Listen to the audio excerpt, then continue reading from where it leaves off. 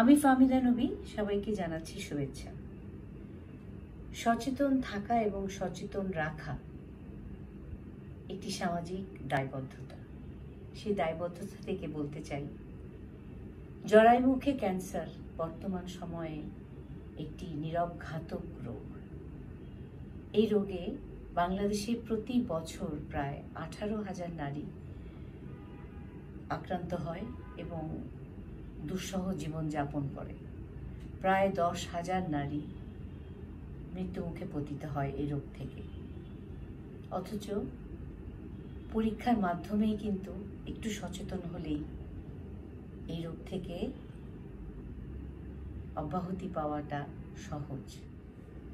এই রোগ নির্ণয়ের জন্য, পরীক্ষার জন্য সহজেই যেন আপনারা নির্ণয় করতে পারেন যে আপনাদের রোগটা হয়েছে কিনা, সেই জন্য অস্ট্রেলিয়ার Bangladesh medical society of Victoria এবং ঢাকা কমিউনিটি হাসপাতাল একসাথে যুক্ত হয়ে কাজ করছে আপনাদের সহযোগিতার জন্য। মগবাজারেই তাদের অফিস, হাসপাতালটি আছে। আপনারা সহজেই সেখানে গিয়ে পরীক্ষা করে আপনারা নির্ণয় করতে পারেন আপনি কি রোগমুক্ত নাকি আপনি রোগে আক্রান্ত হয়েছেন।